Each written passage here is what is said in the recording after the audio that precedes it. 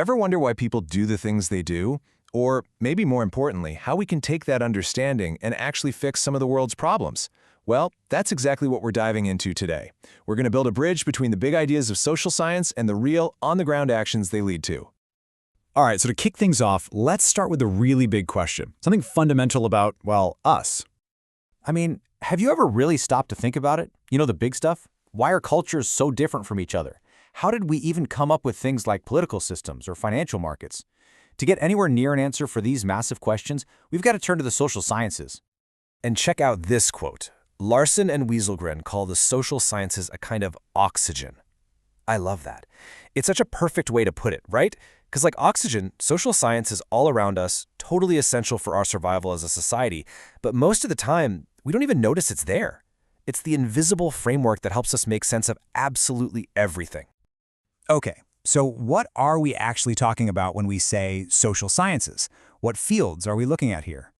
So the big idea here is that these are sciences. They use scientific methods to look at society and all the messy, complicated relationships between people.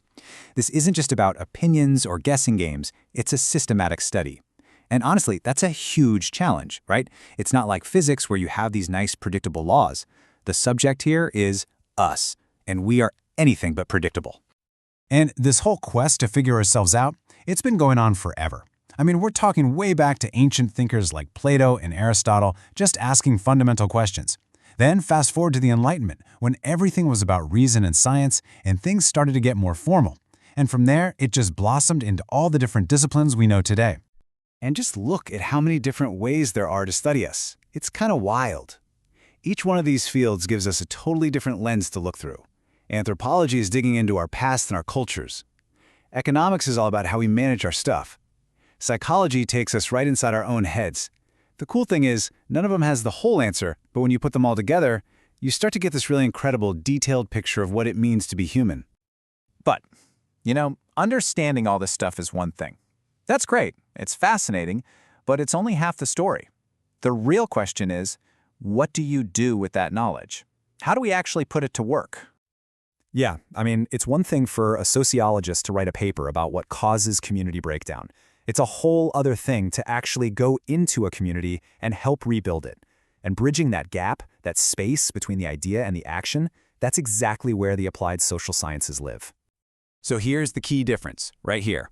The social sciences are all about studying society. They're asking the why questions to build theories. But the applied social sciences, they're all about using that knowledge to jump in and do something. Think of it this way. A social scientist might publish a brilliant study on the causes of homelessness. An applied social scientist, like a social worker, takes that study and uses it to create a program to actually help homeless people. One is about knowing, the other is about doing. And that doing can look like a lot of different things. It could be super personal, like a counselor helping one person with their goals, or it could be huge, like someone in public administration implementing a new government policy that affects millions. But the common thread is that all of these fields are taking those big social science ideas and using them to make a real, tangible impact. Okay, so to make this super clear, let's zoom in on one of these fields. Let's really take a look at how this works in practice. We're going to talk about counseling. Yeah, counseling is such a perfect example of this. It's literally where all that theory about psychology and human connection gets put into practice to help real people, one-on-one, figure out their lives. And let's be clear about what counseling actually is. It's a professional relationship, right? The whole point is to empower people, individuals, families, you name it, to hit their goals. We're talking mental health, wellness, career, whatever. This is so much more than just a friendly chat. It's a structured process designed to help clients learn how to help themselves. And the goals are really concrete, practical things. We could be talking about anything from helping someone change a specific behavior to getting better at relationships or even just learning how to cope when things get tough.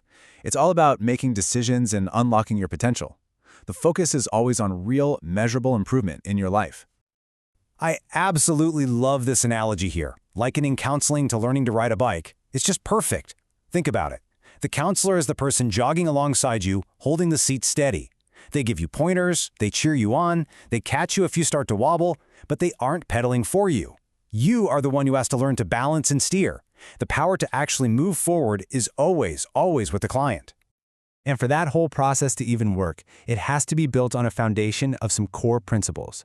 These aren't just suggestions to the absolute bedrock of the relationship, things like acceptance, empathy, being non-judgmental, and of course, confidentiality.